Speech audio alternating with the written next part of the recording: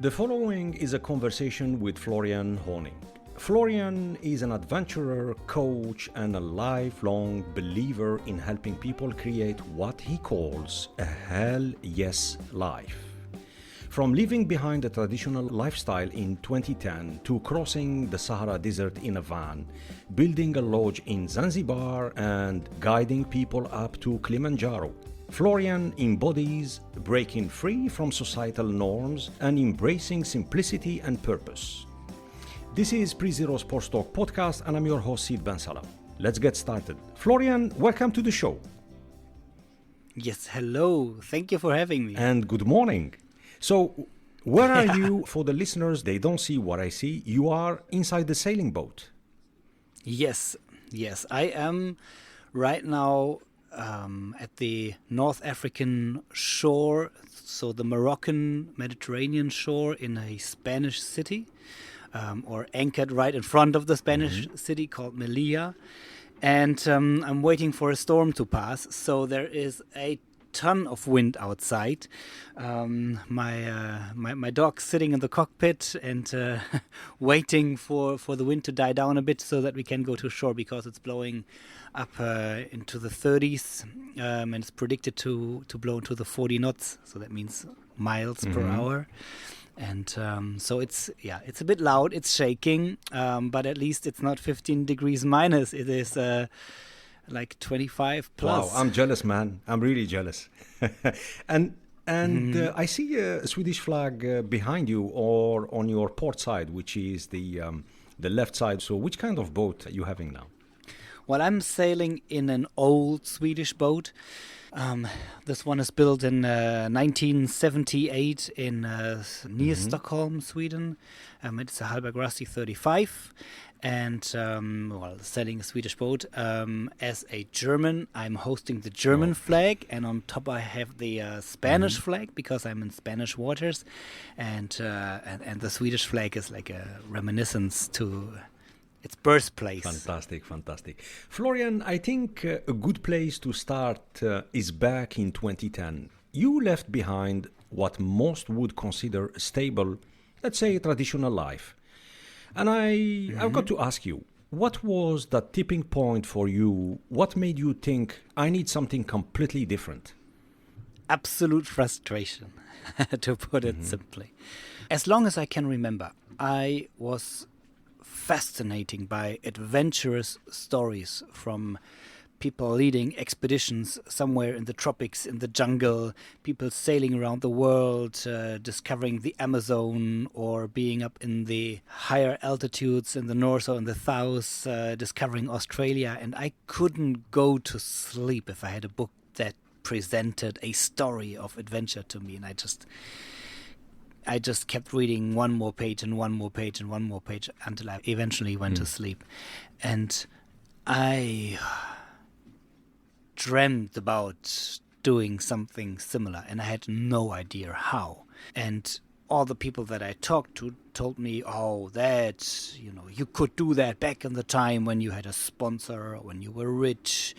And nowadays it's about, making your living. You need to get a proper education, find a proper job, a family, a house, a dog.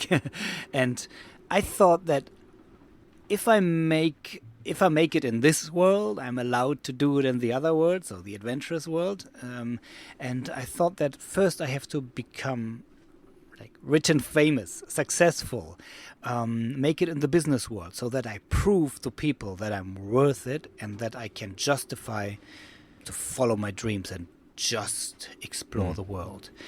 And so I went for that business lifestyle, and I went for the job opportunities, and I went for the money. And the more money I made, the more I spent.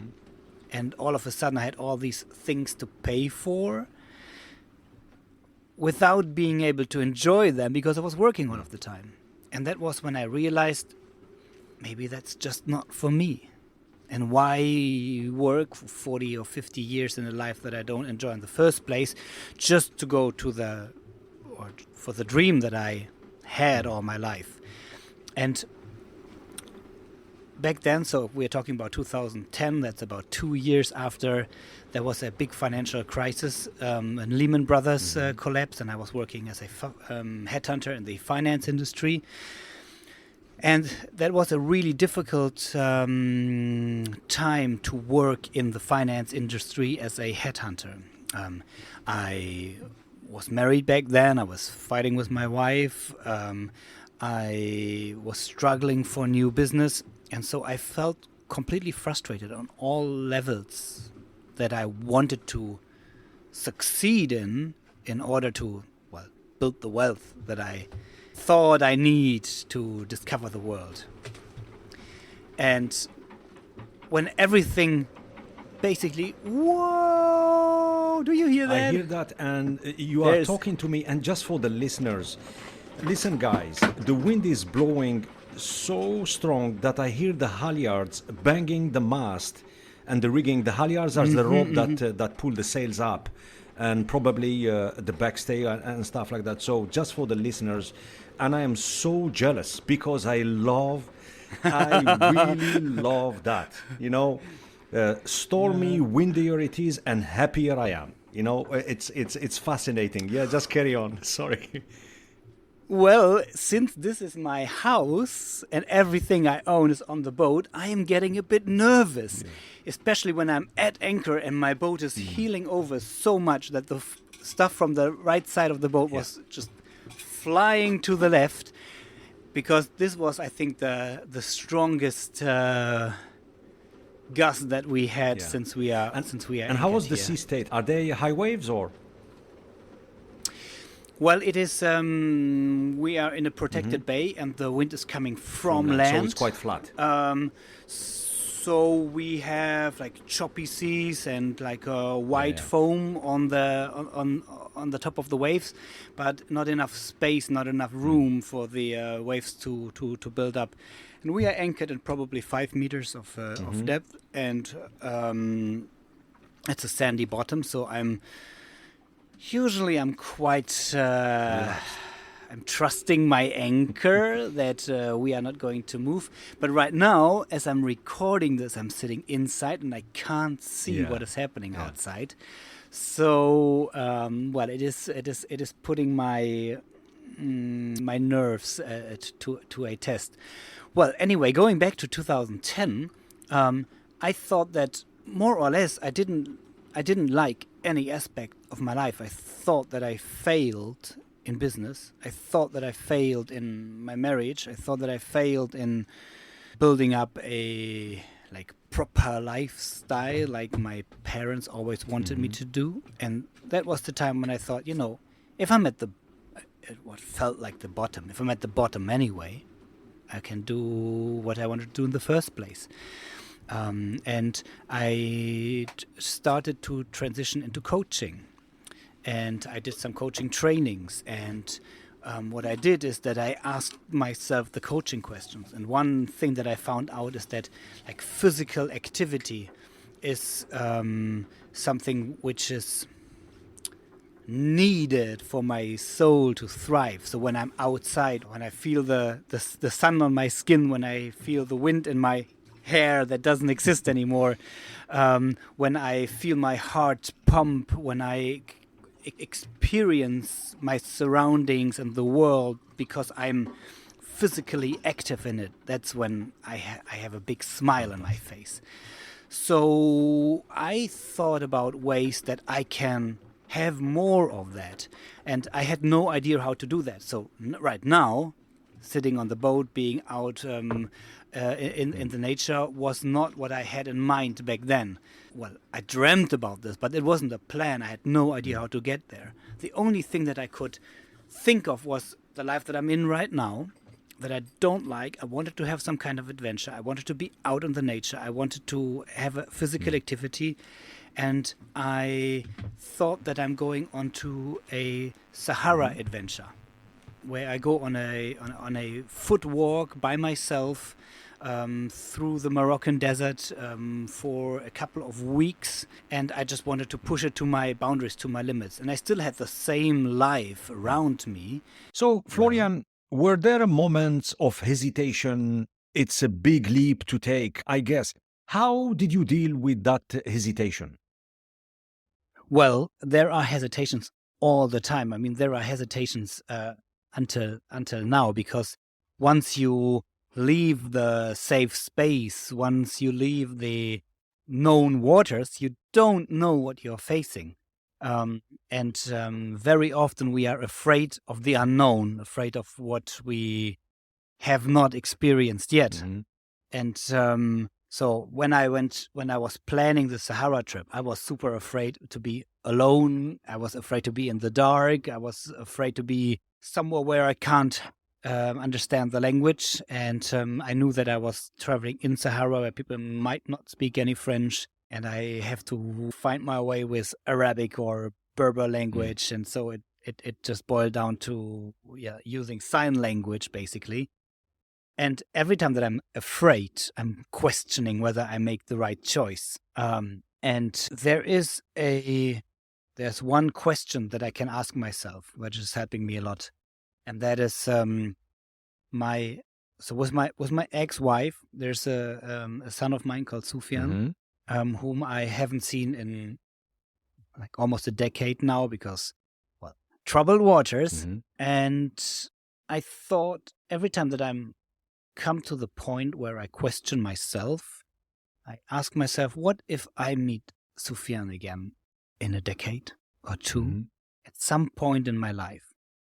And what is the story that I want to tell him, that I lived through during the time that we didn't see?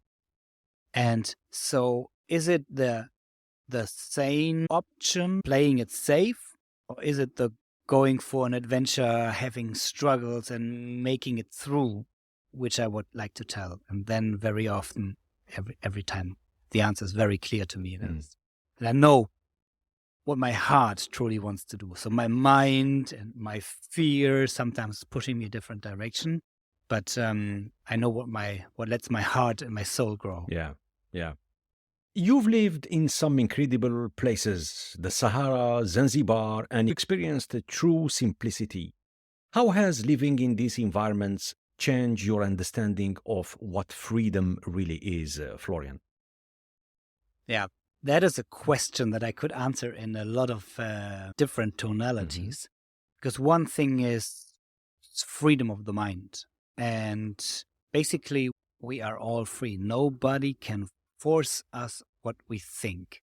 And once I read a description of somebody who was a prisoner of war and who was tortured, and for decades, and he somehow locked his body out, so he didn't let the feelings determine what he has in mind and what he thinks. And the more difficult the situation for him was, the more beautiful his thoughts were. And because he said, well, we are all free minds all of the time. And whatever you do, it is your choice. You could always do the opposite. In most cases, we just don't want to live with the consequences.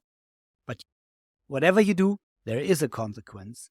And very often we decide what consequences we do not want to live with. And that's why we think it's without an alternative. But there always is. You could always go for the worst option. So that is one thing about freedom, because I felt that very often I made decisions that did not make my life easier. And yet that proved the freedom to me. And then on the other hand, there's the freedom of how you live your life. And there I realize how blessed I am with the passport that I have and with the membership of the European Union, and that I can, more or less, as long as I'm alive, I can travel wherever I want to, and I just have to show my passport. I don't have to pay any money. I don't have to apply for that. I can relocate inside of Europe as much as I want, and even outside. I can travel to most of the places in the world. Just not because of who I am or what I have achieved, just because of the passport that I have. And living in these places, like Morocco, being married for a while to a Moroccan woman who had a Moroccan passport, living in Zanzibar, which is part of Tanzania, and traveling in other places in mostly East Africa, I see that those people do not have the choice. They can't.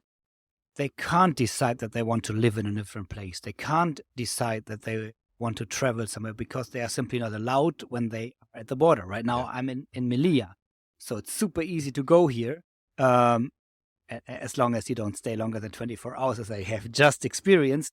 But just because of the passport and the flag that I have on the boat, the people on the other side of the bay, they can't cross it because they have the wrong passport.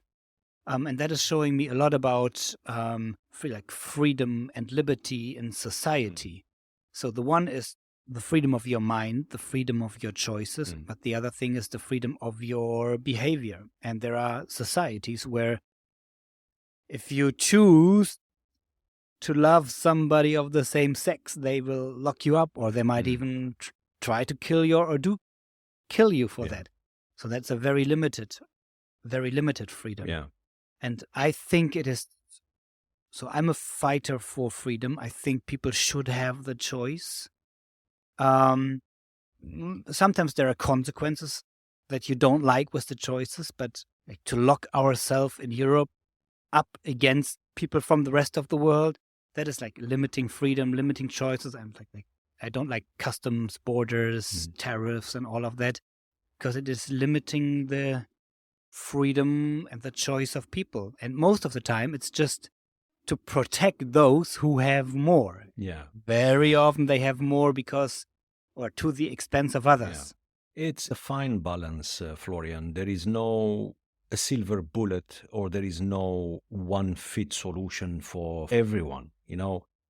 I understand deeply your meaning about freedom, and I agree with you. We citizens of the Western world, most of the time we take things for granted and we don't appreciate.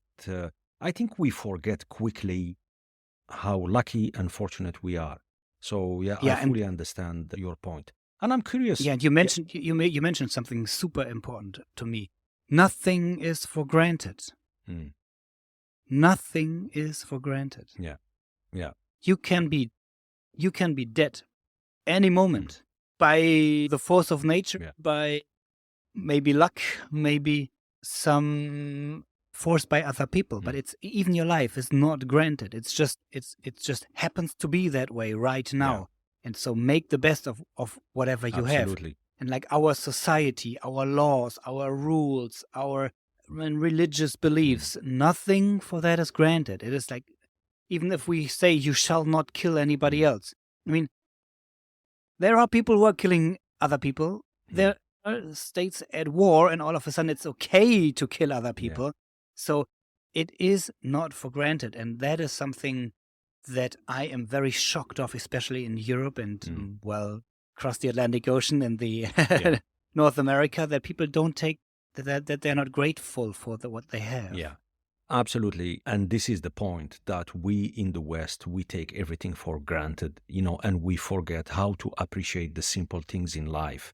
And unless you get out of your comfort zone and you travel the world and you meet new people, new communities, new way of thinking, if, let's say, you try to read a little bit and embrace their history, the culture, and stuff like that, quickly you figure out there is so much common ground, because at the end of the day, we are humans. And I'm curious, Florian, what were the most profound lessons from living off-grid in the desert or at sea or on an island? Yeah, that it's not important how much you have or how much you own. It's much more about the realization of how much you need. Met super rich people and super poor people that were both happy and or unhappy. And some people that I met in the Sahara Desert, they are the kings of the world. Like they are like nothing can harm them. They had the strong belief in God, and they said, as God, inshallah, as God wishes. But so like, if they are bitten by a snake in the night, they say, well, inshallah, if God wishes so, it will happen. Because in the end, you can't influence it anyway, and it will not be your decision. So if you put it in the hands of God or in the hands of luck, it is something else. But the important lesson for me was that they just accept what is, and that they have a way of walking through life. Nothing can harm them. Yeah. And they were happy because they had more than they thought they need. And that is the same in Tanzania. People living in the big cities where they think that they need to go shopping into these places that they can't afford. They are super unhappy, although they have more money than their relatives on the countryside. But they don't have shopping places to go to, and they are super content and happy because they think they have more than they need. So once again, it is very often. So once you have enough to eat, and a safe shelter, maybe a couple of friends, it's all you need to be super happy, unless you think you need more. Yeah.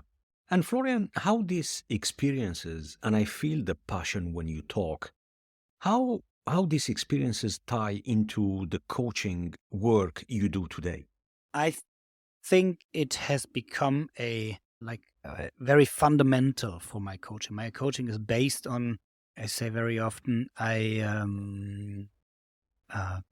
it's experience-based and not knowledge-based. So it's not because I read a book and on page 77 there was a following formula that you have to implement in your life.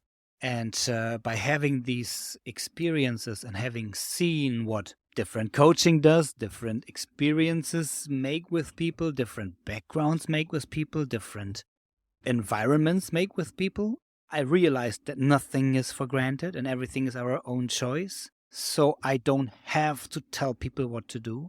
And it helps me to be less of a teacher. So because at the very beginning I thought I can only coach people on things that I have figured out so that I can tell them what to do. And at some point, especially through that travel, I figured, no, it's not about me telling them how to live their life. It's about asking them questions that they have never asked themselves before, and that they have not figured out an answer yet. Because that is what is inspiring their personal growth. Finding an answer that is fitting their life and their situation, and which is an answer that they did not have before. And that is my essence of the coaching. Help somebody to grow beyond. Yeah, I love that. The known waters. This is powerful. I love it. One of the things I really love about your approach is the concept of a hell yes life. It sounds simple, but I imagine it requires a lot of discipline.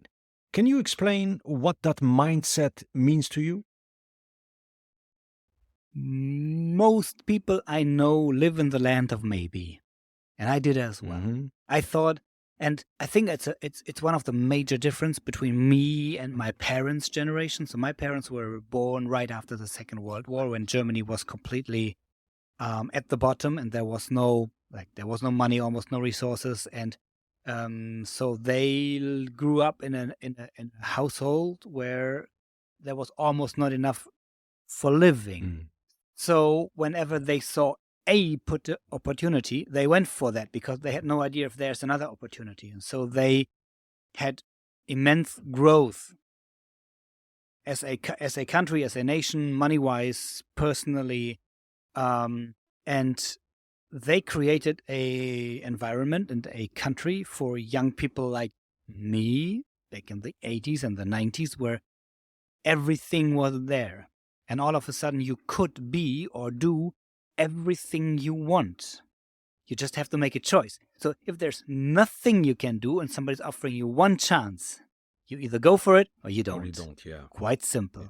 If somebody offers you 1,000 chances, you say, oh, maybe I go for that, or maybe for that, or maybe this, or maybe that. So you can do everything, but you can't do everything at once. And I worked as a career service consultant for the oldest business school of the world, the ESCP Europe from Paris. And the graduates, they were super well educated, and they could do almost anything they wanted with their degrees. And they always felt whatever decision they took, they felt like they're missing out on everything else. And so whatever decision they made, they felt unhappy about that. And this is about opportunities and job opportunities, but it's the same with everyday life. I mean, with Facebook and Instagram at your hands, you see all the possibilities, what you could do with your time. And when you decide to only climb one mountain, only sail one vessel, you are not sailing all the other vessels. You're not climbing on all the other mountains. So people say, I would like to climb on every single mountain of the world. Yeah, you can't. Not today, not tomorrow, not next week, not even next year. It will take a lifetime and you will not be done. Yeah. So those people who manage to focus on one thing for now, and I'm completely happy, completely fine with changing my mind, climbing one mountain and saying, you know what, I've done that and I know mountain climbing is not right for me. I'm going for something else. But I was happy doing it, and now I'm happy not to do that anymore. Now I'm happy sailing. So because life is always happening in the moment. It's always happening right now. Absolutely. And right now you can do one thing and be with that one thing. Otherwise, you're doing one thing and your thought is for something else. And I personally struggle with that all of the time. And sometimes I'm doing the most beautiful things and I'm super unhappy because I worry about things that I can't control anyway. Yeah. And the moment that I'm completely in one thing immersed, I have the possibility to enjoy it. And so what is much more interesting about the hell yes is the hell no. Because most of these things on your maybe list don't move into the hell yes. They move into the hell no. Yeah. All these things that you could potentially do, have, own, or go for. If you say it's a no for now, then all of a sudden you can sharpen the clarity of what you do want to do. It's easy to say yes than to say no for most people, I can tell you that. And Florian, how do you teach people to discover their own hell yes moment or hell no moment? Yeah, that's the difficult thing about the teaching. I'm a full-time traveler, and I am writing about my travel journeys on my personal blog, and I'm sharing all these experiences, and that is more of like a teaching or a showing aspect for people who want to see that. Right now, I'm sailing with my girlfriend who has a YouTube channel producing wonderful videos, and so for everybody who wants can click in. Binge watch or watch an episode every week and be inspired for their own decision if they want to. So that is like teaching on request. So if somebody wants to, they can. In my coaching, I would really love to teach people, but it's not up to me to decide that. So what I'm doing there is I'm much more passive, and I'm asking these questions, and I'm so often people have figured out their life in their head and they make some conscious decisions. Why? So that you could put in an Excel sheet. Why does it make sense? And on the inside, it doesn't feel good to them. And I have a very good bullshit radar. I can figure out where there is a gap between reality and the theory. Yeah. And I'm putting my finger there. I'm putting my finger where it hurts. Say, really? Really? I mean, is that really what you want to do? And what is going to happen when you're done with that? Who are you? Are you that person already? And then it's up to them. So some people block off and they say, this is not for me because it might lead to me facing my fears. Because the fears is what's holding you back in the place where you are. And, well, everybody has fears. That's why we are still alive. I mean, if all of our ancestors survived because they feared death. Yeah, it's more the fear of the change, because for most people, the idea of change, they don't embrace change, and they are scared about changing a lifestyle, changing something that they are used to, and the unknown of what is on the other side, you know. I disagree. Yeah. I disagree with that, because if you talk to people who are at a really troublesome place, they love change. If you're locked up in a prison and I offer you change, it means you might be out of prison. if you do not have enough food on the table for your children and I offer you change, those people very often go for the change. So not wanting change is very often a sign that, well, life is still too good for you. Mm-hmm. Yeah, yeah. And that is something, if there's somebody who complains but doesn't want to change, I think it's super helpful to realize, I do not want to change because I already have a lot of things that I don't want to lose. Yeah, absolutely. Look, I agree with you. My point was for the majority of the people that they are comfortable in their life, that they believe strongly that they have everything, and shifting to something new or pivoting to something that there is unknown, they don't have, I will not say courage, but they don't think twice about is it worth it or shall I explore and things like that. That was my point, And Florian, you've led climbs on Kilimanjaro, run long distance marathons. These aren't easy things to do. What role does pushing physical limits play in your personal growth and in the work you do with others? It's another way of leaving the comfort zone.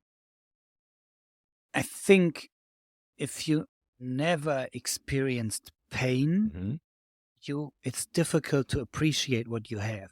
And because I said most of our ancestors stayed alive because they were afraid of death, because they were afraid of the change that could take their death. It was important in a harmful environment to be careful and to be afraid.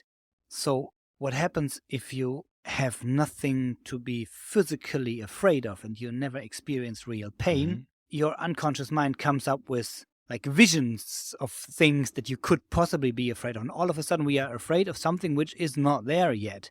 And these people stay in fear and terror for like all of their life because there's nothing that they can actually change. And our body it's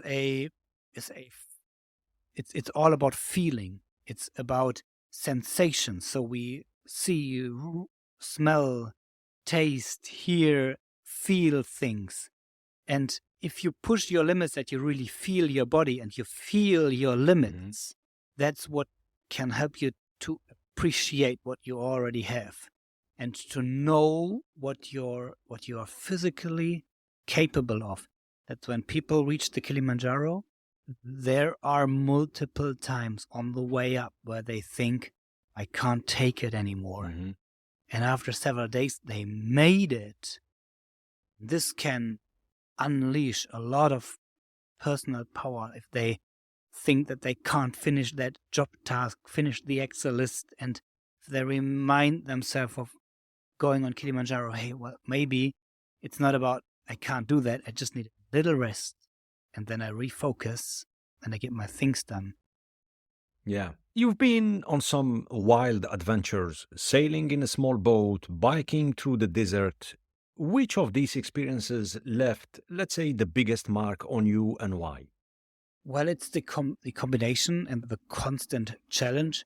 The biggest one-time effect had the walking through the Moroccan Sahara Desert by myself, because it is a super hostile environment if you don't find the water. And it was the biggest gap between my normal life and what I did there. And there was somebody who did that a year later, and he got lost and he died. So, and I wasn't even aware of that. And then for everything else that came later, I was already standing on the feet of giants, as you say. So I was already standing on top of that experience, and I knew that I had experienced something similar or something even more dangerous. And so every time that I face like the border of the known, it's helping me to personally grow. But that incident or that these 4 weeks in the desert, they were the biggest one-time shift for me. Yeah. Earlier, you described extremely well the impact of the adventure and the opportunity of traveling by all means and discovering new communities, meeting new people from all walks of life in regions like Tanzania, Morocco, and you explain your understanding of happiness within those communities. Let's talk about nature. You're clearly someone who thrives in nature. How does being in tune with natural rhythms like sunrise, fresh air impact your well-being, Florian? Yes, and our connection with everything else. If you just look back in the history of time long enough, like everything emerged out of like one single spot when the universe exploded. So everything there is just a different side of the coin. And so it is not possible for a humanly body to exist without anything in biology, chemistry, physics, and all of that is needs to be it needs to be true, it needs to be there right now in order for us to exist. So you can't put the human body away from everything else that exists. So it is influenced by another. And these millions of years that our ancestors live, they always lived direct dependency to nature. And just about the last 100 years, we lost most of that. I'm just talking about physical, artificial light. So there's something which is called an circadian rhythm, I think. And this is how your hormones are influenced by the daylight, and how this can be mixed up by artificial light, and how several aspects of your hormones are activated by physical exercise. I never feel as alive as being out there in nature and waking up with the sun on an early morning or going to bed. And there's a saying in the sailor community, it's called Sailor's Midnight, which is 9 o'clock. Because it's like 3 hours after it gets dark. So it's getting dark at 6, and then you have 3 hours of maybe you have you eat some dinner, you have a glass of wine, but if you don't have any artificial light, then it's already 3 hours dark. So you feel like it's the middle of the night. And that's what most people experience at midnight, because they have the lights and the TV switched on until 10, and then 3 hours later it's like 1 in the night. And I think this is messing up our rhythm, our sleep rhythm, our hormonal rhythm, our food rhythm. And I can tell that when people visit me in Sahara, where we do not have any artificial light and where we are walking through the whole day, it takes so when they arrive, they all talk about their jobs and their achievement and their titles and who they are and what they usually do. And the day 2 to 3, they are asking questions about what the others are doing.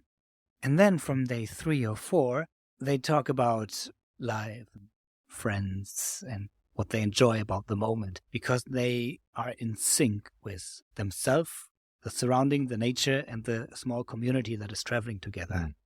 And I think we're missing out a lot of that. I personally am, and for me, it is a source of happiness. Yeah. Florian, let's talk about something that is really dear to me and for sure to you as well. Through all your travels. Dogs, yes, we love dogs. And we spoke about that before jumping into the today's recording. Let's talk about the state of our planet. Through all your travel, how was the condition of our open spaces, either the oceans or the desert, forest, from your perspective, from your experience by traveling? We are everywhere, and the human species has created a way of destroying everything that doesn't feed its own purpose. So if you can't eat it or consume it, it will be gone soon. Yeah, thanks for sharing. Let's talk about adventure. And I believe that every one of us had a dream to go for an adventure trip, discovery and things like that. But I would say maybe 80% or more couldn't achieve that dream, or putting it in a bucket list, or just waiting for the right opportunity to grab it and then just go, leave everything behind and go. For the listeners, Florian, for those feeling stuck, what's the very first step they can take towards living a more adventurous life? So my answer in a personal conversation would be, I don't know. What is it? Yeah. There's the thing that I'm following in my coaching, and that is dream as big as you can. So if you are not afraid of living your dream, you're not dreaming big enough. Mm-hmm. Because a dream is not a strategic plan how to live next year. A dream is having an idea where you have no idea how to get there or how to be there, because it's a dream. It's so far away that you don't know what to do to get there. And if you have such a dream, and then you ask yourself the honest question and waiting for an honest answer, like, what is the smallest step? The first 3 steps, not the first big step. What is the smallest step you can do today that will bring you 1 step closer? People will know. Yeah. Do that step today and ask the same question tomorrow. And the 2 of us being sailors, you know how much of a difference 1 degree of course can mean if the distance is long enough. Yes. Yeah, absolutely. Florian, I think now it's time for our lightning round. You ready for speedy Q&A? Go ahead. Go ahead. Excellent. What's one place in the world everyone should visit at least once? A place without any proof of human beings. Mm-hmm. If you were stranded on an expedition and could only bring 3 items, what would they be? Like Aladdin's lamp. Mm-hmm. So no. You're talking about physical items? Yeah, physical items. Let's say Yeah, Swiss yeah, knife, yeah. pocket knife. Yeah.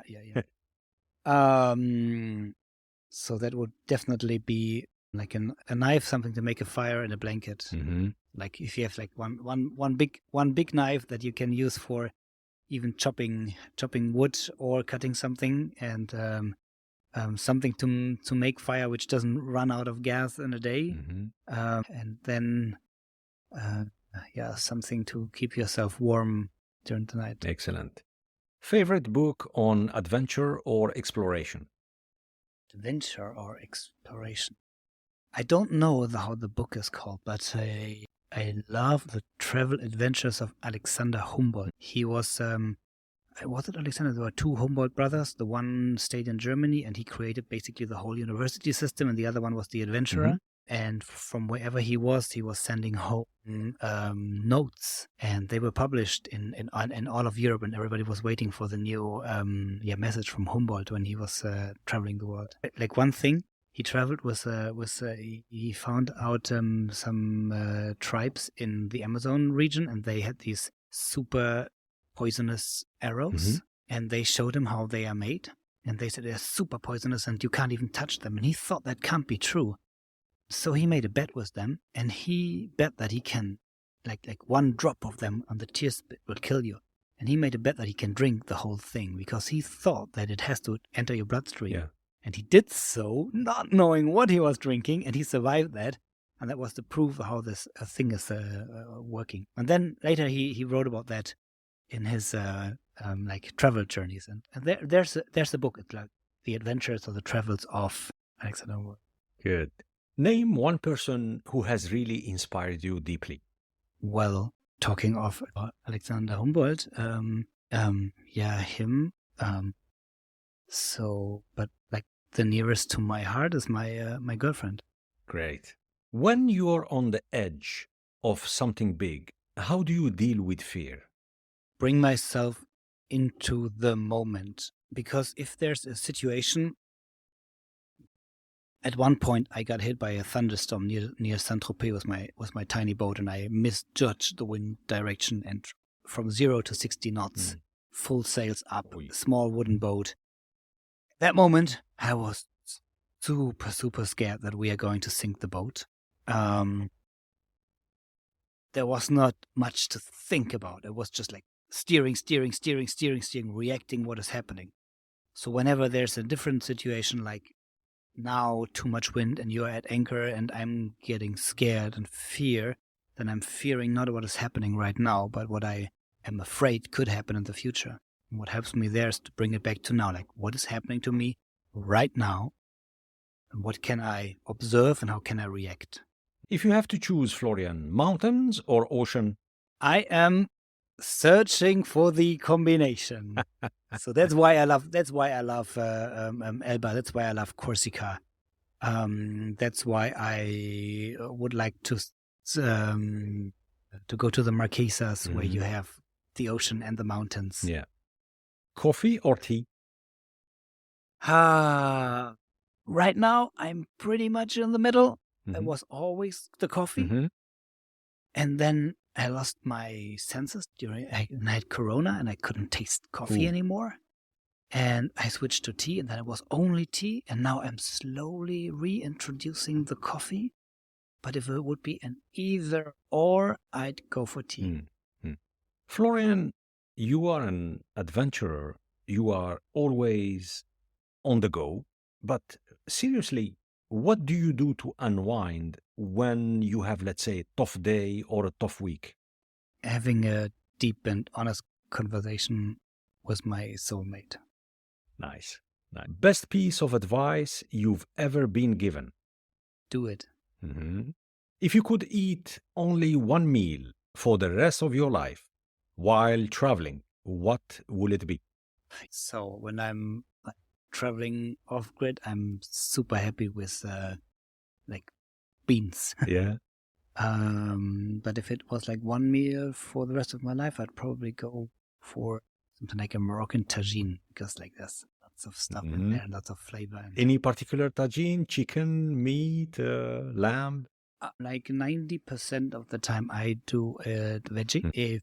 If I'm adding some meat, the best is to go with some strong and bony meat, because that is like enhancing the flavor. Yeah. And in any case, for the listeners, the Moroccan tagines, it doesn't matter what kind of tagine, they are all delicious. You won't be disappointed. So it's, I fully agree with you. How would you describe... that's the spices. I just bought the tagine spices. Yes, that's the spices. Cumin, for sure, ras hanout. Yeah. Fantastic. How would you describe yourself in one word? It's for out of the box. Out of the box. Great. Florian, thank you so much for joining me today and sharing your journey. Your perspective on living a life full of intention and adventure is truly inspiring. Thank you for listening. And before we wrap up, can you please let everyone know where they can find you and how to contact you if they like to learn more about your work?